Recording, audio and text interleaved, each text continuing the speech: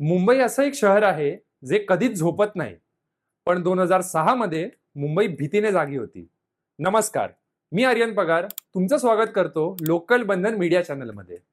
October 2006 मध्ये marine line station जवळच्या foot over ब्रिजवर एक डेड बॉडी सापडली. ती डेड बॉडी होती एका टॅक्सी चालक विजय गौड यांची. त्यांची मारहाण करून हत्या केलेली होती. ही घटना फारशी मोठी बातमी बनलीच नाही. काही न्यूजपेपर्समध्ये छोटी बातमी म्हणून आली आणि केस हळूहळू सगळे विसरून गेले. पण 14 डिसेंबर 2006ला चर्चगेट स्टेशन जवळ पुन्हा एक डेड बॉडी सापडली. ही डेड बॉडी एका पुरुषाची होती. पोलिसने तो बेघर माणूस असल्याचा अंदाज बांधला. या डेड बॉडी सोबत एक विचित्र गोष्ट होती, एक रिकामी किंगफिशर बिअरची कॅन. त्याच्यानंतर जानेवारी 2007 पर्यंत एकामागून एक डेड बॉडी सापडण्यास आले. एकूण 7 डेड बॉडीज मिळाले. हे सगळे डेड बॉडीज चर्चगेट आणि मरीन लाईन्स दरम्यान फुट ओव्हर ब्रिज आणि स्टेशन जवळ सापडले होते. काही लोकांना चाकूनी बोसकून मारलेलं होतं, काही लोकांना बेदम मारलं होतं, काही डेड बॉडीज कमरेखालून निवस्त्र होते, ज्यामुळे सेक्शुअल असॉल्टचा संदेह वाढला. लोकांना भय वाटायला लागलं. रात्री टॅक्सी ड्रायव्हर्स बाहेर पडत नव्हते, बेघर लोक एकटे झोपत नव्हते आणि मीडियाने या मर्डररला एक नाव दिलं, द बिअर मॅन. आता पोलीस अंडर प्रेशर होती. सिरियल किलर आहे तो असं बोललं जात होतं. म्हणून पोलिसांनी मोठी शोध सुरू केली. एक स्पेशल इन्व्हेस्टिगेशन टीम तयार केली गेली होती, ज्यात 80 मेंबर्स इन्व्हॉल्व्ड होते. पोलिसांनी सगळ्या क्राईम सीन्सचा स्टडी केला, लोकेशन्स बघितले, टायमिंग्स बघितले. स्निफर डॉग्स वापरण्यात आले. एका केसमध्ये स्निफर डॉगनी एका क्राईमवर एका शर्टचा सेंट पकडला, ज्याची ट्रेल मरीन लाईन स्टेशनच्या पब्लिक टॉयलेटपर्यंत घेऊन गेली. टॉयलेटमध्ये पोलिसांना एक ग्रे रंगाचा शर्ट मिळाला. पोलिसांनी तो शर्ट फॉरेन्सिक टेस्टसाठी पाठवला. मग एका क्राईम सीनवर पोलिसांना एक कागदावर लिहिलेलं मजकूर मिळालं होतं. पोलिसांनी त्याची हँडरायटिंग अनालिसिस केली. हँडरायटिंग मॅच झाली एका साऊथ मुंबईमध्ये राहणाऱ्या एका माणसासोबत. मग पोलीस धोबी तलाव स्लम एरियापर्यंत पोहोचले. तिथे एक नाव समोर आलं, रवींद्र कांत्रोले. पोलिसांनी त्याचा बॅकग्राऊंड चेक केलं. तो एक फॉर्मर गँग मेंबर होता, दशरथ रहाणे गँगशी संबंधित होता. पोलीस म्हणाले, हा साऊथ मुंबईमध्ये राहतो, एरिया त्याला चांगला माहित आहे, प्रोफाईल मॅच होत आहे. अटॅक नंतर त्याचा फोटो न्यूजपेपरच्या फ्रंट पेजवर आला. डोक्यावर कुफी, खांदापर्यंत केस, छातीपर्यंत मोठी दाढी. लोक बोलायला लागले, हाच दिसतोय बिअरमॅन सारखा.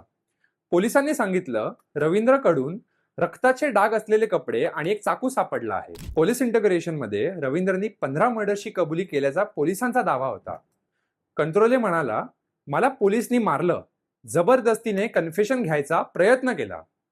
पोलिसांनी त्याची नार्को अनालिसिस टेस्ट सुद्धा केली. नार्को अनालिसिस सोबत पोलिसांनी पॉलिग्राफ आणि ब्रेन मॅपिंग टेस्ट सुद्धा केले होते.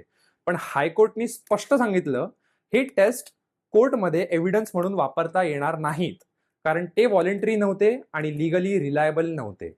अटॅक नंतर मीडियामध्ये फुल केऑस सुरू झाला होता. काही न्यूज रिपोर्टर्स म्हणत होते, त्यांनी फक्त 7 नाही तर 45 मर्डर्स केले आहेत. काही म्हणाले, तो ब्लॅक मॅजिकसाठी लोकांचं रक्त वापरत होता आणि ते रक्त मरीन लाईन्सच्या स्मशानभूमीजवळ एक तांत्रिकला देत होता. काही म्हणाले, तो ट्रान्सजेंडर लोकांना टार्गेट करत होता, कारण तो इस्लाममध्ये धर्मांतर झाला होता. एक गोष्ट दुसऱ्या गोष्टीसोबत मॅच नव्हती होत, पण भीती वाढत होती. पोलिसांनी रवींद्र कंट्रोलेवर 3 मर्डर केस दाखल केले. त्यातला एक केस होता टॅक्सी चालक विजय गौड यांचा. कोर्टमध्ये पोलिसांचं म्हणणं होतं, कन्फेशन आहे, कपड्यावर रक्त आहे, चाकू सापडला आहे, हँडरायटिंग पण मॅच होतंय. पण डिफेन्स लॉयर्स म्हणाले, कन्फेशन प्रेशरमध्ये घेतलं गेलं, कपड्यावर रक्त कोणाचं ते क्लिअर नाही, चाकू आणि मर्डरचा डिरेक्ट लिंक नाही. यानंतर 2007 मध्ये सेशन कोर्टनी एका मर्डर केसमध्ये रवींद्र कंट्रोलेला दोषी ठरवलं आणि त्याला आजीवन कारावासाची शिक्षा सुनावली. मुंबईला वाटलं केस क्लोज्ड. लोक शांत झाले. टॅक्सी ड्रायव्हर्स परत रात्री काम करायला लागले, बेघर लोक परत रस्त्यावर झोपायला लागले आणि बिअरमॅनचा भय कमी झाला. पण कहाणी इकडे संपली नाही. रवींद्रने बॉम्बे हायकोर्टमध्ये अपील दाखल केली. हायकोर्टने सगळे केस पुन्हा तपासले, एव्हिडन्स लाईन बाय लाईन बघितले, कन्फेशन कशा परिस्थितीत घेतलं गेलं तेही पाहिलं. 2009 मध्ये बॉम्बे हायकोर्टनी मोठा डिसिजन दिला. कोर्ट म्हणालं, कन्फेशन रिलायबल नाही, फिजिकल एव्हिडन्स इनकम्प्लीट आहे, प्रॉसिक्युशन केस वीक आहे. आणि त्याच दिवशी रवींद्रला निर्दोष ठरवलं गेलं. बिअरमॅन ऑफिशियली मुक्त झाला. जेलमधून बाहेर आल्यावर रवींद्रसाठी काहीच सोपं नव्हतं. तो म्हणतो, कोर्टनी मला सोडलं, पण पोलीस आणि समाजाने मला अजूनही सोडलेलं नाही. तर जेव्हा जेव्हा साऊथ मुंबईमध्ये काही क्राईम झाला, तेव्हा तेव्हा पोलीस त्यालाच बोलवायची. रवींद्र बोलतो, पोलीस म्हणायची तुम्ही मुंबई सोडून द्या, असं पण म्हणायची की तुमचं इकडे राहणं आमचा इमेज खराब करतंय. तो त्यावेळेस बेघर होता, डॉक्युमेंट्स नव्हते, काही परमनंट ऍड्रेस पण नव्हता. त्याची पत्नी अंजली आणि मुलगी दीपा ह्यांना त्याने आधीच रायपूर मध्य प्रदेशमध्ये पाठवलं होतं. रवींद्र हे पण म्हणाला की माझ्यामुळे त्यांना त्रास होऊ नये म्हणून. Over a period of time मुंबईमध्ये IPL ची पहिली मॅच DY पाटील स्टेडियम मध्ये होती. पूर्ण मुंबई सेलिब्रेट करत होती आणि त्याच स्टेडियम मध्ये रवींद्र कांत्रोले लोकांचे चेहरे पेंट करत होता. तिरंगा, टीमचे रंग, पोस्टर कलर्स. तो दिवसाला 500 रुपये ते 1000 रुपये कमवत होता. रवींद्र हसत हसत असा बोलतो, कोणाला माहित होतं मी कोण आहे? सगळ्यांसाठी मी फक्त एक फेस पेंटर होतो. आज रवींद्र धोबी तलाव मरीन लाईन जवळ एक छोटा फास्ट फूड स्टॉल चालवतो. सँडविच, चहा, ब्रेड ऑमलेट. तो हे पण म्हणतो की हे माझं पहिलं खरं रेस्टॉरंट आहे, माझ्यासाठी खूप मोठं आहे. तो आता विरारला शिफ्ट होण्याचा विचार करत आहे. नवी सुरुवात करायची आहे, शांत जिंदगी जगायची आहे, पण भूतकाळ सुटत नाही. काही वर्षानंतर कफ परेडमध्ये 3 मायनर मुलींचा रेप आणि मर्डर केस झाले. पोलिसांनी पुन्हा रवींद्रला बोलवलं. त्याचा DNA टेस्ट केला. रिझल्ट आला नो मॅच.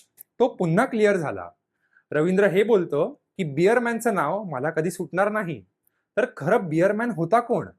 सिरियल किलर जो पकडलाच गेला नाही, का पोलीस इन्व्हेस्टिगेशन मधला मोठा फेल, का एक माणूस जो भीती आणि पॅनिकचा बळी ठरला? या प्रश्नाची उत्तरं आजही नाही. पण एक गोष्ट नक्कीच आहे, मुंबईमध्ये कधी कधी शिक्षा कोर्टमध्ये संपत नाही. ती लोकांच्या डोळ्यात, मनात आणि नावात जिवंत राहते. आणि अजूनही चर्चगेट आणि मरीन लाईन्स दरम्यान बिअरमॅनचं नाव फक्त एक गोष्ट आठवून देते. भीती जेव्हा एक स्टोरी बनते तेव्हा सत्य हरवतं. जर तुम्हाला हा व्हिडिओ आवडला असेल तर प्लीज आमच्या चॅनलला सबस्क्राईब करा, व्हिडिओला लाईक आणि शेअर करा. थँक्यू.